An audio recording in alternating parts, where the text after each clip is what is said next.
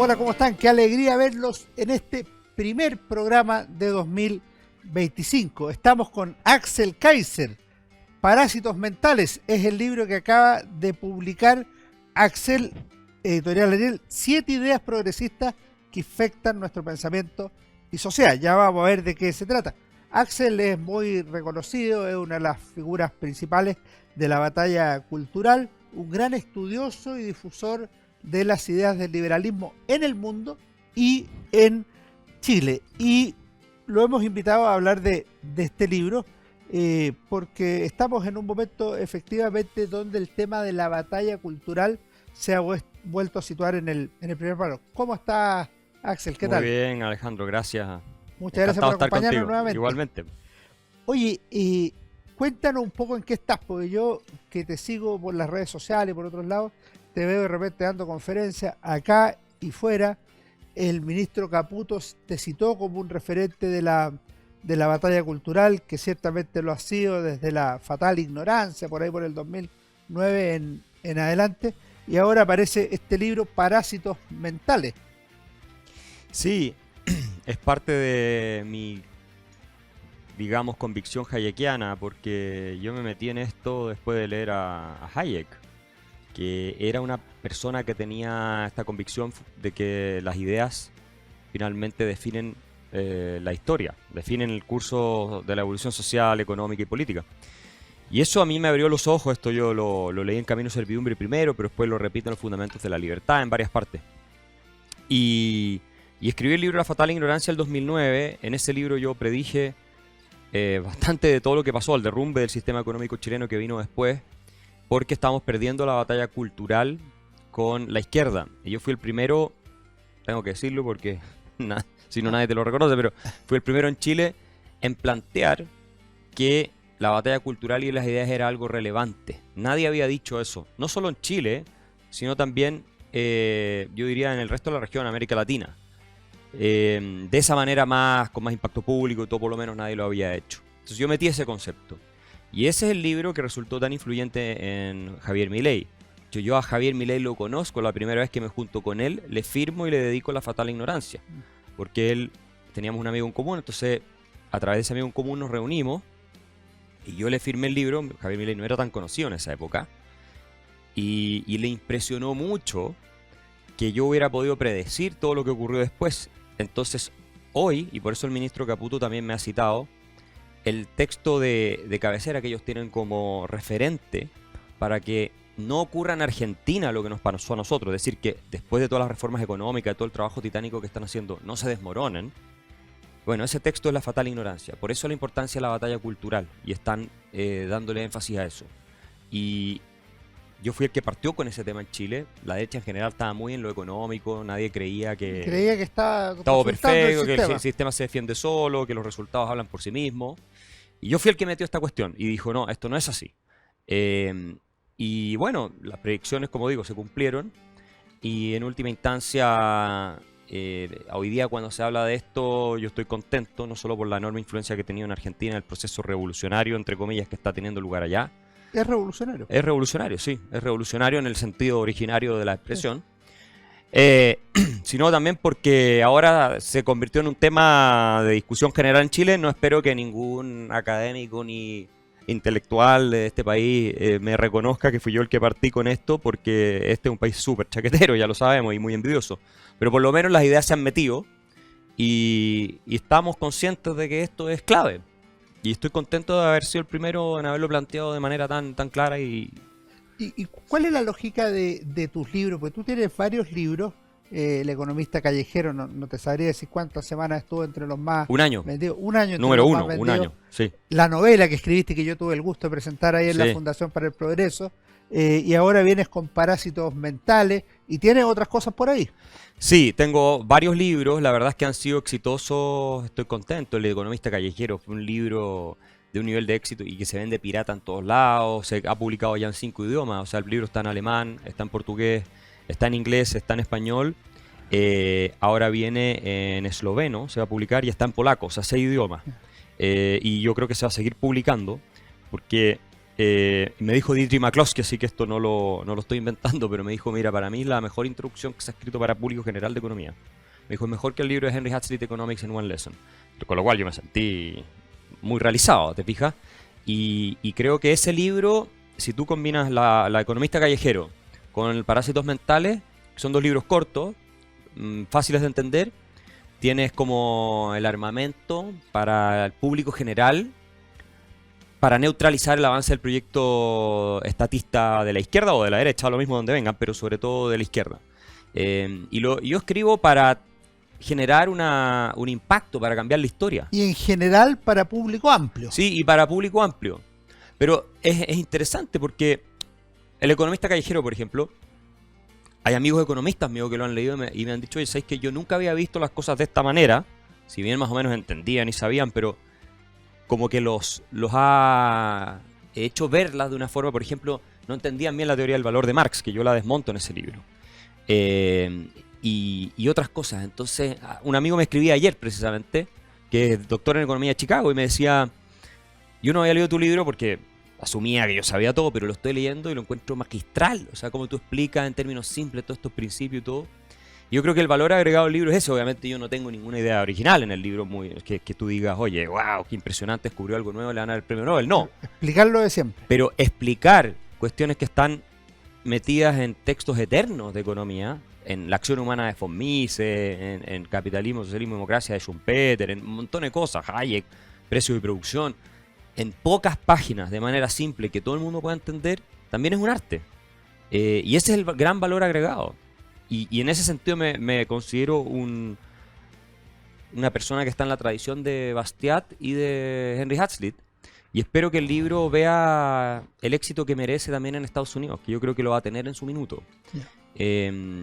Y bueno, Parásitos Mentales es la parte en filosofía política. Esto te quería preguntar, Parásitos Mentales, quería un libro un poco más de 160 páginas, se lee muy rápido, muy simple, tiene muchas citas, entonces si alguien quiere después ir a profundizar alguno de los temas, ahí tiene las referencias, la mayoría en inglés, o sí, algunas en alemán, pero pueden ver los libros que están traducidos para que no domine su idioma. Quiero que expliques el nombre del libro, que está en la introducción, y es bien curioso porque recurres obviamente a la medicina y a la ciencia. Claro, porque hay un libro, y yo lo dije en la primera entrevista, lo tengo citado en la primera página de Gatsat, que se llama The Parasitic Mind, que lo publicó en español la misma editorial que la mía, Planeta. Y entonces él desarrolla este marco teórico de los parásitos mentales. Él habla de los parásitos mentales. Yo lo cito en la primera página de la introducción y digo, bueno, yo voy a tomar este marco teórico, este marco analítico, pero voy a hablar de cosas que él no habla. Y todo lo que yo hablo ahí él no lo trata en su libro, salvo una parte que es la diversidad, equidad e inclusión, pero lo trata de una manera muy distinta. Entonces yo le puse ese título al libro, debidamente citado y utilizado, pero porque es un instrumento que te permite a ti analizar, ¿no? Y los parásitos mentales son básicamente ideas que esto fue bien interesante, que se anclan en tu sistema nervioso y que lo que hacen es que impiden que tú pienses racionalmente, que tú puedas ver la verdad, y en consecuencia te ciegan a la argumentación y te llevan a desarrollar un conjunto de emociones, hábitos que terminan siendo muy destructivos. Y lo interesante es que se contagian de mente en mente. Y ese es un tema que yo cito a Richard Dawkins, porque él habla del concepto de meme, que también lo habla Gatsat en su libro, el concepto de meme, que es este que se va repitiendo. Y entonces Dawkins dice, las religiones se esparcen por eso, o las ideologías, porque estas ideas se van contagiando de cerebro en cerebro. Y también explica Dawkins en un punto cómo surgen de la academia ciertos conceptos y después se esparcen. Y entonces después yo agarro a Hayek y su ensayo Los intelectuales y el socialismo, donde Hayek explica exactamente lo mismo, pero lo explica décadas antes que Dawkins y mucho antes que Sartre. O sea, Hayek era un genio. La verdad es que lo vio venir, pero... En Inglaterra también lo vio venir cuando... Impresionante, no. O sea, es que Hayek es realmente para mí el pensador más formidable del siglo XX. Y claro, él no usa el concepto de parásito mental, porque además Hayek era un tipo muy tradicional, muy serio, ¿no? Tal vez le habría parecido un poco insolente, pero es un concepto técnico. Y ahora tú, ¿por qué la ocupas en la parte de la discusión política, social y económica? Hablas de las ideas parasitarias, de los parásitos del gobierno, de los parásitos mentales en política y todo eso. Sí, porque las ideologías se basan en este conjunto de conceptos, ideas, creencias que son parasíticas, porque precisamente te hacen imposible el pensamiento racional y la discusión racional, basada en la evidencia y la lógica, y se asumen como ciertas, ¿no? Y tienen consecuencias nefastas. La idea de justicia social, que es la primera que yo trato Vamos a ahí. la primera, Sí. eso te iba a preguntar. Justicia social, porque cuando uno mira las cosas, una persona que como tú has estado en la discusión de ideas, cree en el Estado de Derecho, cree en la justicia. Y sin embargo, el sintagma justicia social tú consideras que es parasitario, cuando podría ser eventualmente la justicia en la sociedad. ¿Cuál es tu...? Sí, yo lo defino también, porque claro, uno podría elaborar otras definiciones de justicia social, ya habido filósofos políticos que le han tratado de compatibilizar, ¿cierto? Pero con las ideas liberales. Pero yo voy ahí en la línea de la crítica también hayekiana, ¿no? La idea de que el mercado, es decir, los seres humanos tomando decisiones libres, con igualdad ante la ley, de alguna manera creamos un orden injusto. Y que ese orden injusto tiene que ser corregido por la intervención coactiva del Estado, de los políticos. Y eso a mí me parece parasítico, porque como lo estoy planteando yo, no es como se ve en el discurso público. Como se ve en el discurso público, es que la desigualdad simplemente es injusta. La desigualdad de resultados que se da en una sociedad de mercado. Pero no se analiza por qué es injusta. Es casi que nos desagrada la desigualdad, entonces es injusta. Y esta es la crítica que hace Hayek, que yo lo tengo citado ahí. Entonces Hayek dice, a ver, esta idea, ¿no?, de que el mercado, que es un orden espontáneo, produce resultados injustos, es absurda porque, punto uno, la justicia es un atributo de los actos humanos deliberados. No es atribuible a órdenes naturales o cuestiones donde no hay una deliberación o una voluntad, ¿cierto? Los resultados del mercado, dice Hayek, son de un orden espontáneo, donde sí hay decisiones humanas, pero no hay una autoridad, no hay una persona que decide cuánto le toca a cada uno. Entonces es un resultado de un juego libre que no tiene un plan detrás y por lo tanto no puede ser injusto. Eso es lo primero. Y él después explica que esto es un atavismo que viene de nuestra época de que éramos cazadores-recolectores, de la moral tribal, ¿no? En que el jefe de la autoridad tribal determinaba cuánto le tocaba a cada uno, no sé, del mamut que cazaron, porque de lo contrario se morían de hambre. O sea, era una especie de seguro que tú tienes de tener que compartir con los otros, porque el día de mañana tú también ves cazado acá. Exactamente. Entonces, pero cuando tú tratas de aplicar eso a la sociedad extensa, terminas en un orden completamente centralizado y totalitario. Y eso es lo que plantean gente como Hayek, pero también Wilhelm Röpke, que yo lo tengo citado ahí. La idea de igualdad de oportunidades. Por eso yo que es el arquitecto uno de los arquitectos del milagro económico alemán, exactamente. De los intelectuales más influyentes, que también era amigo de Hayek. Resulta que yo critico mucho a John Rawls, porque John Rawls, que es el filósofo político, yo creo, más influyente del siglo XX. Por la tesis del velo de la ignorancia. El tesis del velo de la ignorancia. Y sobre todo el segundo principio de justicia de Rawls, que es esta idea de que tú tienes que tener, para que sean justos los resultados de un orden social, instituciones que garanticen fair equality of opportunities. O sea, una especie de igualdad de oportunidades fair, justa. Pero ese es un concepto tan abstracto que termina apuntando a lo que Thomas Sowell llama justicia cósmica. ¿Qué es lo que dice Röpke? Que se anticipó antes, porque los escritos de él son de antes de la teoría de la justicia. Dice, bueno, si tú quieres lograr verdadera igualdad de oportunidades, tienes que terminar en un orden totalitario. También lo dice Hayek. Claro. Porque, ¿cómo vas a igualar tú las condiciones o las circunstancias que hacen que tengamos resultados diferentes, que van desde tu genética, el ambiente en el que creciste, tu familia, tu educación, la geografía, todo influye? Entonces, tú necesariamente tendrías que tener, ya David Hume hablaba de esto, una inteligencia súper divina, o sea, divina, superior, que sea capaz de conocer las circunstancias absolutas de cada persona y cómo cambia todo en el tiempo, en lugar de todo el universo, para poder atribuir los beneficios del orden social y de la cooperación social de acuerdo a una idea de mérito. Lo suyo de cada uno. Sí, por eso a mí me parece tan peligrosa la idea de meritocracia. Yo la encuentro súper peligrosa. La idea de meritocracia objetiva. ¿En qué sentido? En el sentido, porque yo distingo dos. Que alguien la... Claro, que hay alguien que tiene de alguna manera el conocimiento para determinar cuánto mérito tiene cada persona en cada momento y establecer qué le corresponde de acuerdo a su mérito. Lo que es una locura. La idea de meritocracia subjetiva, que es la que yo defiendo, es la meritocracia de mercado, es lo que uno valora. No sé, me gusta que una persona canta... ¿Y lo que otros valoran de uno? Lo que otros valoran de uno, ¿cierto? Y que lo deciden premiar de acuerdo a sus propias valoraciones subjetivas. Axel, vamos a hacer un pequeño alto y seguimos conversando sobre parásitos mentales y vamos a ir a la segunda idea parasitaria de los derechos sociales.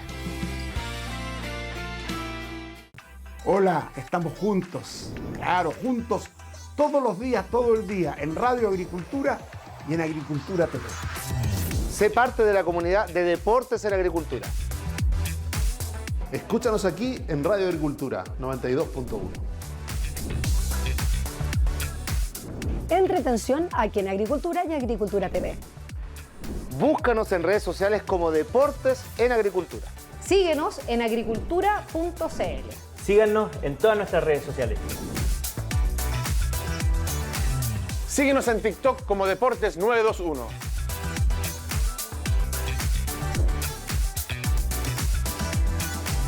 Aquí estamos conectados con Agricultura, más de 21 años liderando la audiencia gracias a su sintonía. Conectados con Agricultura. Sigue la programación de Deportes en Agricultura a las 7 de la mañana y a las 14 horas. Somos Agricultura. Somos Agricultura.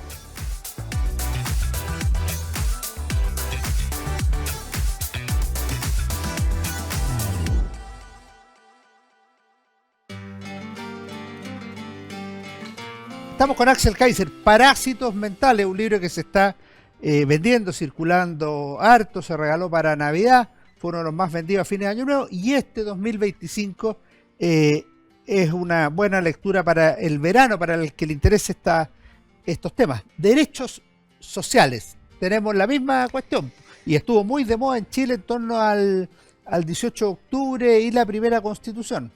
Y es un parásito mental porque la gente que defiende la idea de derechos sociales y como se plantea en la discusión pública no entiende una cuestión que es básica, que un derecho social implica un reclamo a los frutos del trabajo ajeno. Sí o sí. Tú no puedes exigir derechos sociales del Estado sin al mismo tiempo imponer una carga de financiamiento sobre un tercero, que es otra persona a la cual le van a confiscar su propiedad a través de impuestos para financiarte a ti. ¿Y qué es eso? En última instancia es trabajo forzado. Si yo digo tengo derecho a la educación gratis, primero, no existe la educación gratis. Tengo derecho a que alguien me financie la educación. Ese es lo que tú estás diciendo. Y que me la financie por la fuerza. Entonces, hay que sincerar la discusión, porque tú lo que estás diciendo es, bueno, que el Estado vaya, en vez de ir yo con una pistola a sacarle parte de su plata, que el Estado vaya, aplique impuestos, sino con todo lo que implica el poder coactivo del Estado atrás, le saque a Alejandro San Francisco un porcentaje de sus ingresos a la fuerza para financiarme a mí, Axel Kaiser, mi educación gratuita. ¿Y yo qué le doy a cambio a Alejandro San Francisco? Nada. No le doy absolutamente nada. Si lo que yo te estoy haciendo a ti es forzándote a trabajar gratis para mí. Yo te estoy convirtiendo en un instrumento para mis propios fines. Y tú me estás dando horas de tu vida, que es la que dedicas a producir una cierta cantidad de recursos cada mes, pero a mí, gratuitamente. Entonces, esto es completamente irrefutable desde el punto de vista económico. No es de otra manera. Y entonces es un parásito mental porque drena la capacidad de... Primero, se ancla muy fuerte en el sistema emotivo de las personas, como sí, tengo que tener derecho. Y se crea esta imagen del Estado Dios proveedor, como si el Estado fuera el que provee algo, cuando en realidad el Estado no provee nada. Se tiene que sacarlo de un lado para dárselo a otro.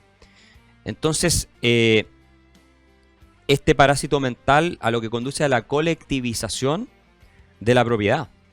Porque además en la teoría que yo critico de Marshall de los derechos sociales, no puede haber diferencias en derechos sociales. Es decir, si tú no podrías mandar a tu hijo a un mejor colegio que cualquier otra persona, ni a tener mejor salud y todo lo demás. Entonces el Estado tiene que controlar absolutamente todo lo que son Claro, los derechos tienden a sociales. desaparecer esos espacios de libertad. No quedan en libertad ni tú tienes el poder de decidir absolutamente nada. Que era la teoría de Atria en Chile, la de los derechos sociales de Marshall. Él defendía eso y que se metió cada vez con mucha fuerza. Entonces tiene que desaparecer la educación privada, la salud privada, el sistema de pensiones totalmente tiene que ser estatal, etcétera, etcétera. Y eso conduce al socialismo, ¿no? Marshall dice que su proyecto es eliminar las diferencias de clase, o sea que no hay diferencia de clase. ¿Y cómo haces eso? En una economía libre es imposible. lo Siempre, fuerza. obvio, siempre tiene que ser una cosa coactiva, centralizada. El tercer parásito me produce una sensación que requiere una explicación, porque es el neoliberalismo. Y cuesta mucho encontrar una persona, a la que sea que se defina yo soy neoliberal. Nadie lo dice. Es más bien un mote que generalmente personas de izquierda le asignan a la economía libre o de mercado en distintos lados. ¿Cómo evalúas tú ese tema? Claro, en el caso de derechos sociales, justicia social, son malas ideas disfrazadas de buenas ideas. En el caso del neoliberalismo, es una etiqueta que se le pone a algo bueno para hacerlo parecer malo. Entonces, a lo que se refieren con eso es básicamente a políticas de mercado, de libertad individual.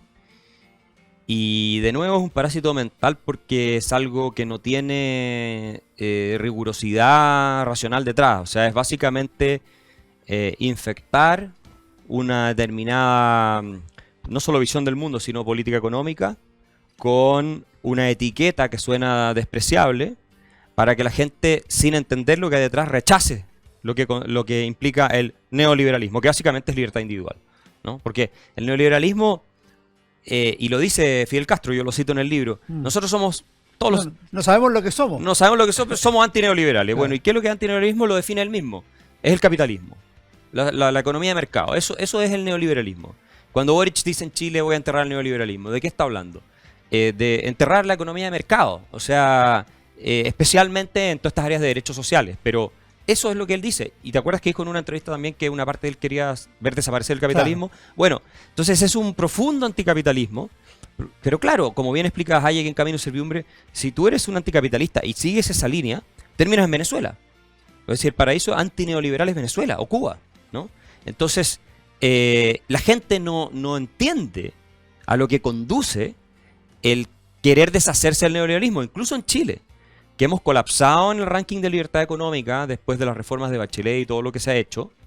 Incluso acá, tú estás viendo los efectos y han sido desastrosos para la economía, que lleva 10 años sin crecer, per cápita cero prácticamente. El tema de acceso a la vivienda hoy día es casi imposible.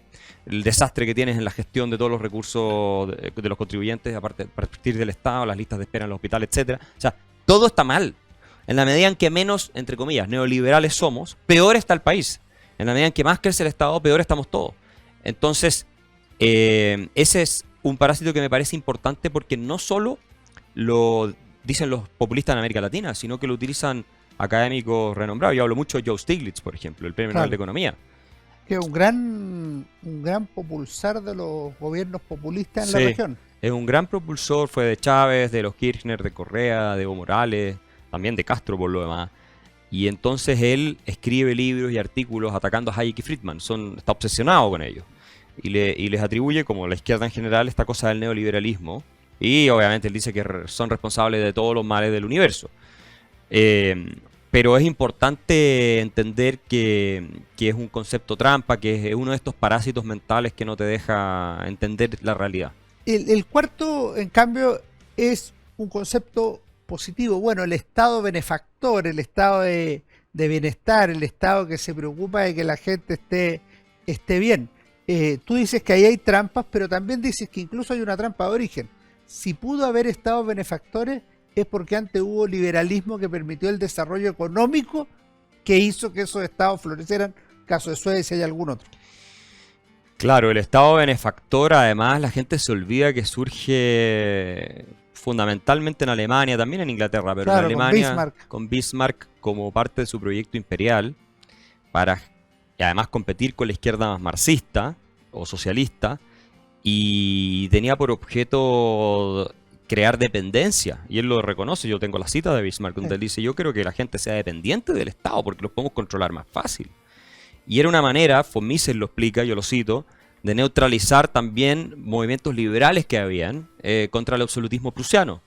Entonces, este Estado benefactor de Bismarck sienta las bases del Estado benefactor de los nazis, que interesantemente tengo un paper citado ahí, que dice que el Estado benefactor de los nazis fue la base para todo el Estado benefactor europeo después. O sea, los orígenes son siniestros de toda esta cuestión. Pero no solo eso, el Estado benefactor, tengo muchas investigaciones citadas ahí, destruyó todas las organizaciones de la sociedad civil que Claro, de al socorro final es mutuo. una lucha de, Sí. de poderes. Terminó reemplazando las asociaciones de socorro mutua, donde se atendía a las viudas, donde de socorro en materia de viudez, de pensión, de salud, etcétera, etcétera. En Estados Unidos, en Inglaterra, tengo los datos, también en Alemania, pero sobre todo Estados Unidos e Inglaterra, el Estado benefactor destruyó la sociedad civil. Por eso a mí, muchos, cuando ven los conservadores, algunos, ¿no?, de ciertos sectores, y no, que el Estado haga esto, lo otro, como más de la redistribución y todo, yo les digo, pero si ustedes están atentando contra la familia, están atentando contra los vínculos de solidaridad social, etcétera. Porque los seres humanos, cuando tenemos la necesidad de organizarnos, nos organizamos. Y entonces se fortalece la sociedad civil. La Teletón es un ejemplo, es una manifestación de la sociedad civil organizada para ayudar a determinada causa. Esas cosas ocurren, pero cuando el Estado, si el Estado el día de mañana dijera ya, vamos a hacer un proyecto y un programa especial para las personas con discapacidades y qué sé yo, y entonces vamos a aplicar impuestos especiales y todo, probablemente terminaría destruyendo la Teletón, que era lo que quería hacer Yo-Yo Jackson, ¿no? Y esto es propio del fascismo, ¿no? Nada fuera del Estado, todo dentro del Estado, decía Mussolini. Y por eso me parece a mí tan peligroso el concepto de benefactor, aparte que no es sostenible financieramente. Yo tengo los datos ahí, están quebrados en todos lados. Y efectivamente, históricamente pudieron hacer estas redistribuciones porque se hicieron ricos primero. No al revés.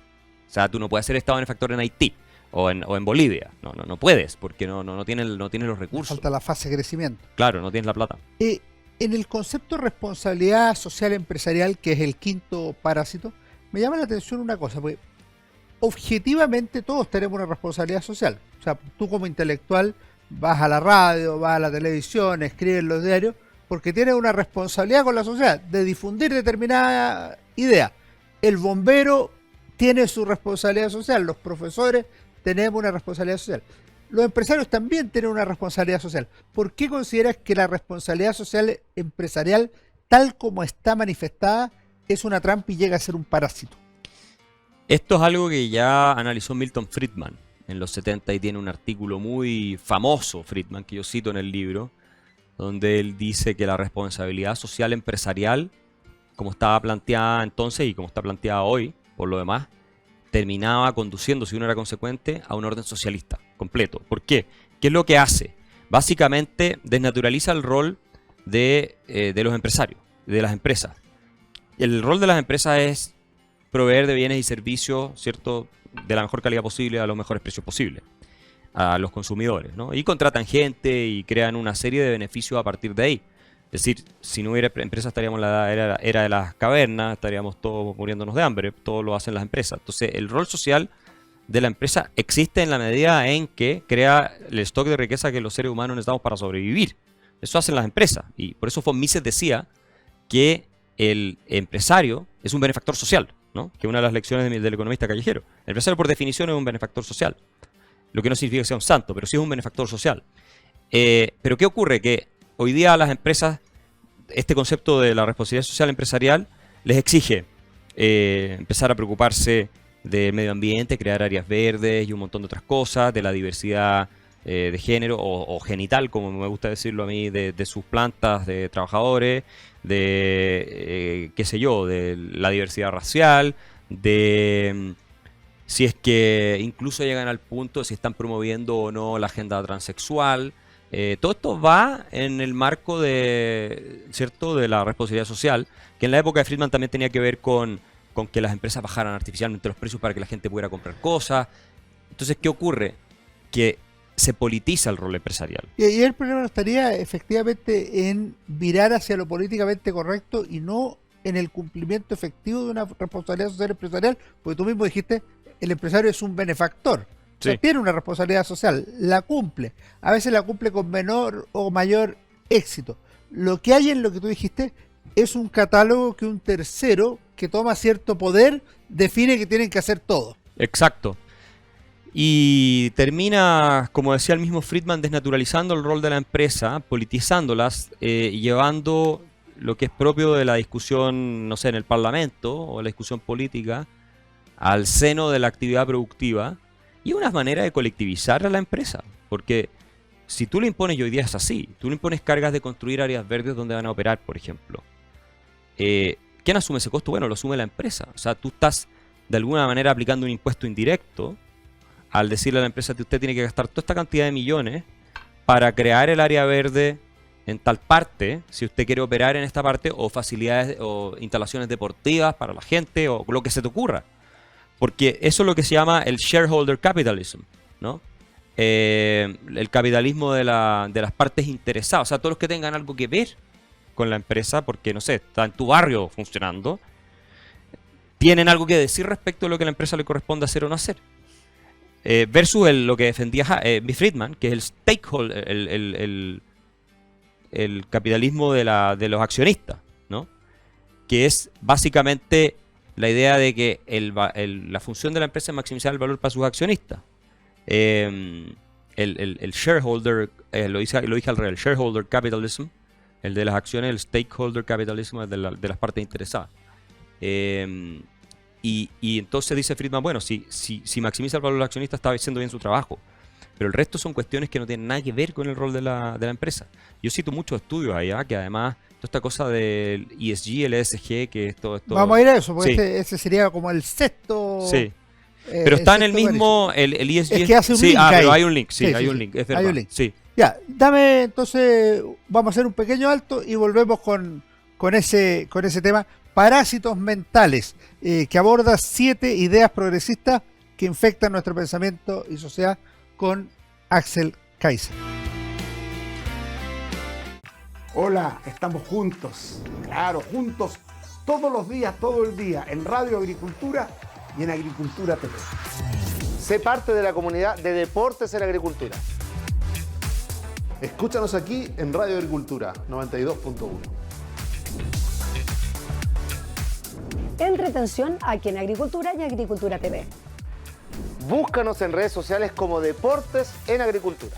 Síguenos en agricultura.cl. Síganos en todas nuestras redes sociales. Síguenos en TikTok como Deportes 921.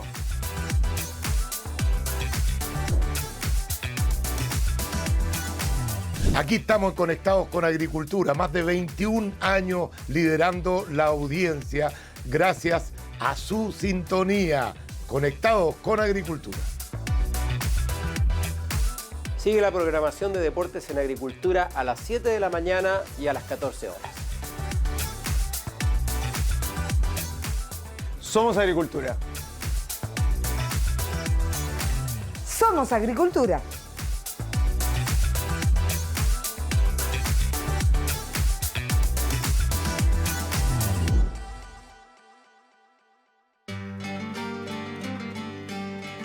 Estamos con Axel Kaiser, primer programa de este año 2025 en Historia, Libros y Banderas, Parásitos Mentales. El sexto, diversidad, equidad e inclusión.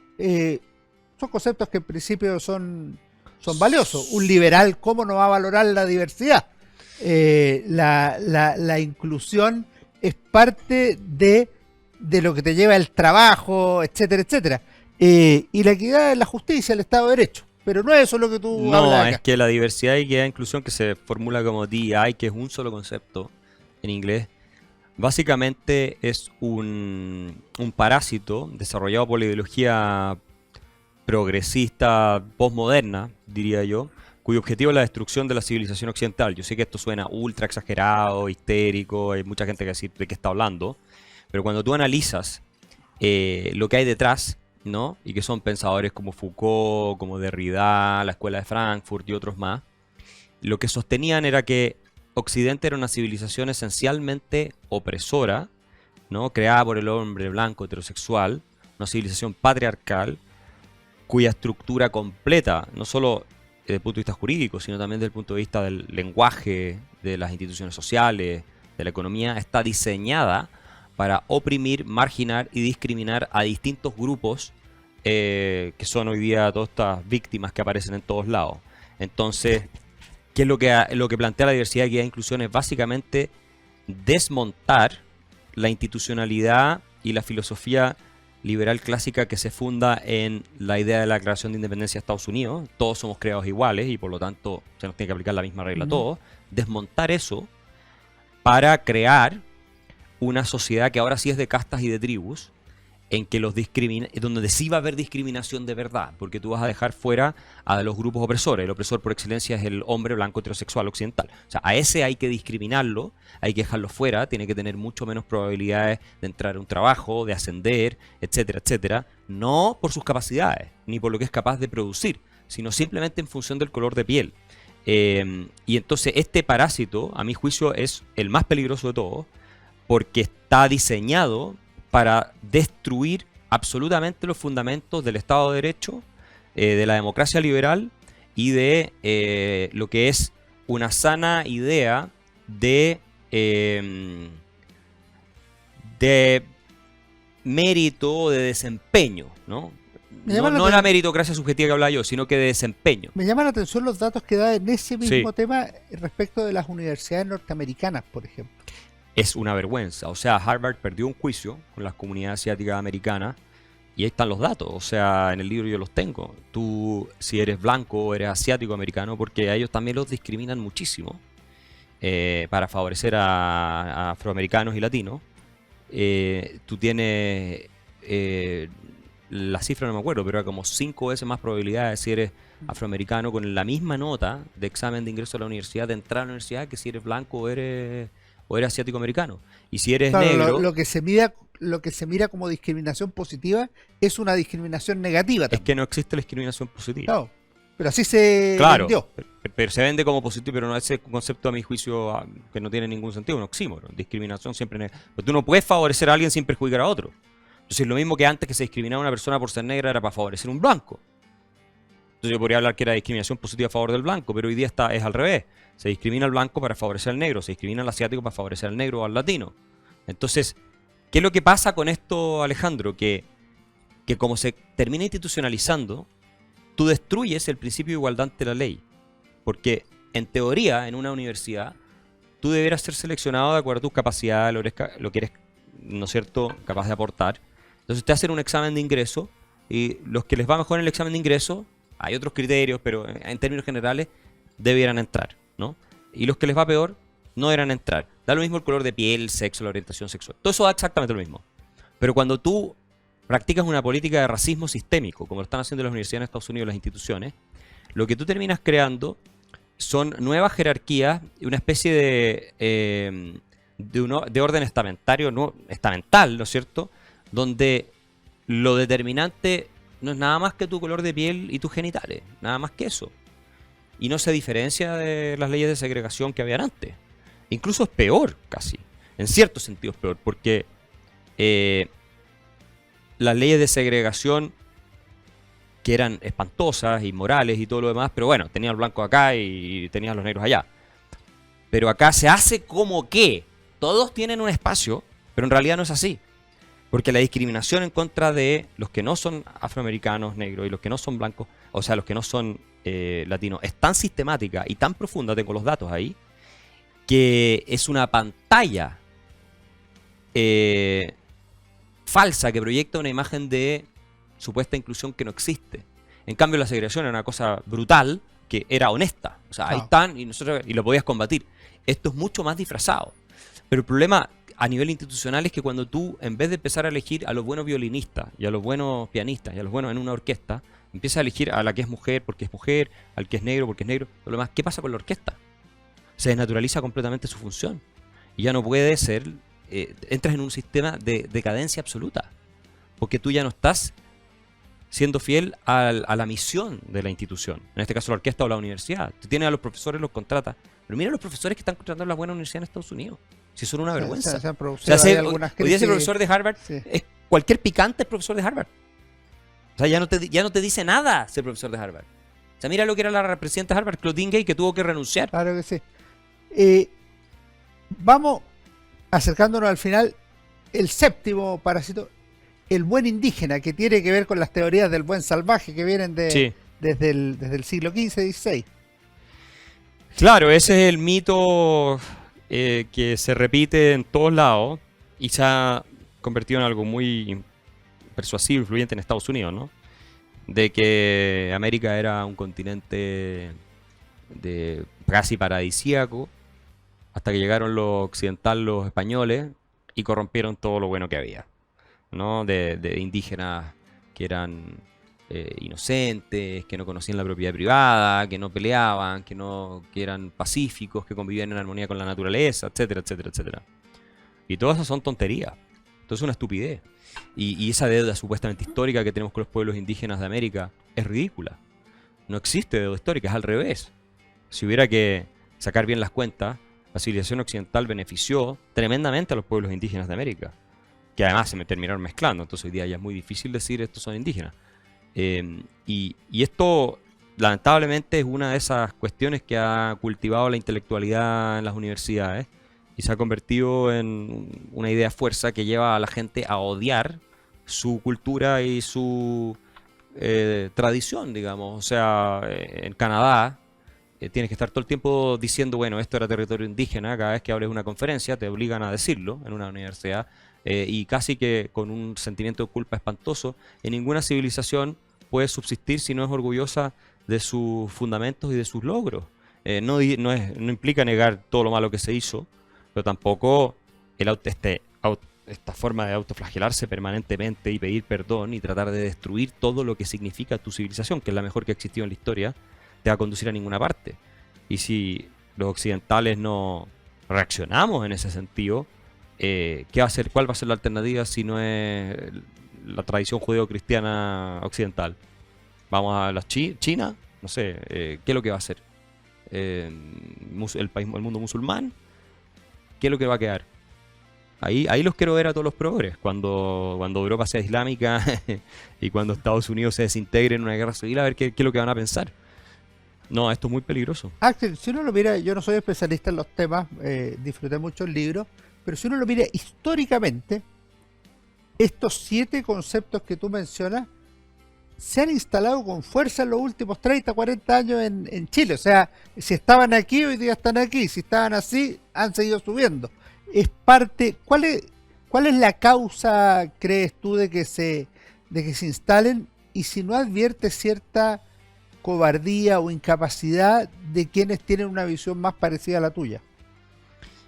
Sí, esto se puso de moda en Estados Unidos y cada vez más en Europa, y acá las élites siguen mucho esas corrientes, yo pienso, de las universidades de afuera, y empiezan a repetirlas.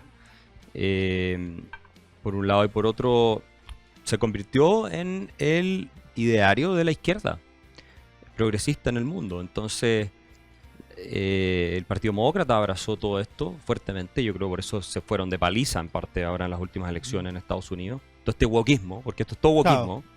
Tú lo mencionas al final. Eso. Sí.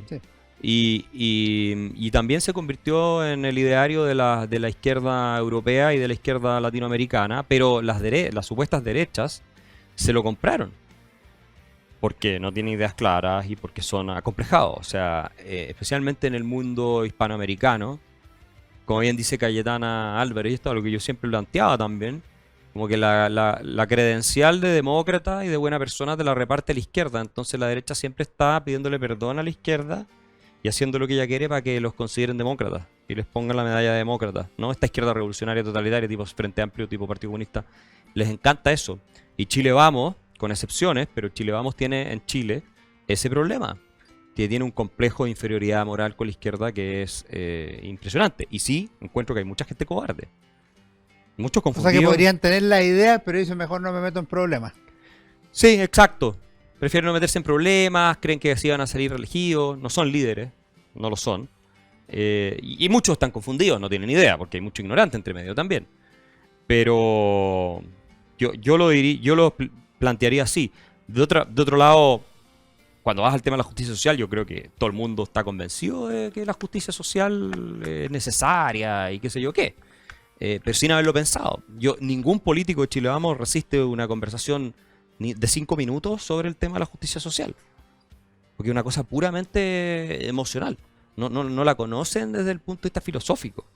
No podrían, ¿no? Y sin embargo, como vende, ahí están. Y aquí tenemos el país hecho pedazo, en parte también porque Chile Vamos ha votado a favor varias de las propuestas legislativas de la izquierda. Y ese ha sido un desastre para nuestro país. Axel, te propongo hablar los últimos minutos que nos quedan sobre libros. ¿Qué libro le recomendarías a nuestros auditores, ciertamente a mí también, para el verano, para cuando quieran? Bueno, todo depende siempre de tus intereses y de si te quieres relajar o quieres hacer trabajar. Hagamos para las dos cosas. Bueno, a mí me gusta mucho Stefan Zweig. Gran escritora. Sí, Qué gran escritor. Es extraordinario. He estado leyendo algunas novelas de él, cortas.